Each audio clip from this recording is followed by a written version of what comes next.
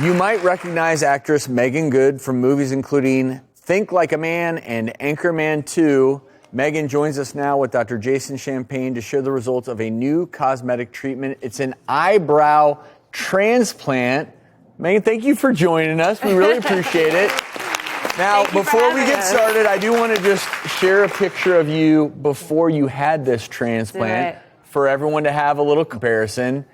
And certainly, for my untrained eye, quite a remarkable difference. Oh, yeah. I mean, that nice brows. Very nice brows.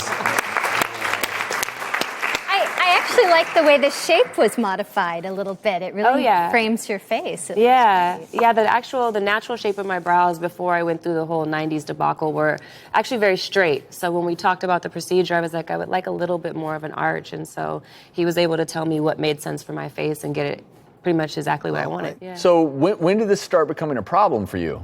When I was about 15 is when I started to pluck them. And then by the time I was 19, in the 90s, the brows were like, there you go. I was 16 there. The brows were like super, super, super thin. And by the time I was 19, they stopped growing back. And then by the time I was 25, I decided to tattoo them, which at first was okay. But then like any tattoo, the thin line ultimately starts to bleed. And when it bleeds and they're so close to each other, they start to become a block. And so after that, I microbladed and still the same result. And so I kind of was stuck with, I have no idea what to do now. And moving into my 30s, for me, it started to look a lot harder on my face and it made me look a little aged, so.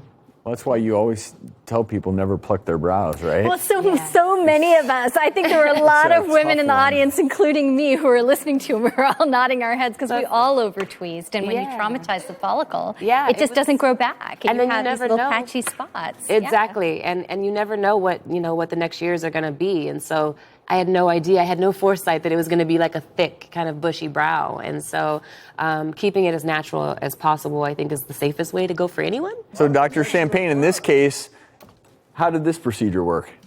So the procedure is done as an in-office procedure. No general anesthesia. I harvest hair from the back of the head. It's the best place typically to borrow hair. And then take those hairs under a microscope and divide the follicles one by one into single hairs, and then transplant those into the eyebrow, into the shape that best balances with that patient's facial structure. And you are a hair restoration expert, and I mean, you do it for various reasons. Obviously, the number one being hair loss for men, but this is a new and a little bit outside the box application of it. But it's a wonderful application for patients who are looking to improve their brows, enhance their facial features. Thicker, fuller brows are in, and this is the way to go. Yeah. And just so our audience is clear, when you transplant scalp hair to the brows, it continues to grow like scalp hair, correct? Mm-hmm. It does. So, Meagan, you have to trim your brows? Yeah, every couple of days I trim them. But the great thing is if I want them to be a little bit thicker and fuller, I can do that and trim them every 3 days. If I want them to be a little bit thinner, I can trim them every day or two. But for me, it's been a complete game changer. It's given me like 10 years back to my face. When I'm filming, it was always an issue of like, man, we love her, but what are we going to do with her brows? And so for me, it's totally blessed my career. It's totally blessed my face. And it's one of the best things that I've ever done. So. And they're there to stay, right, Dr. Champagne? It's permanent, yes, it's permanent.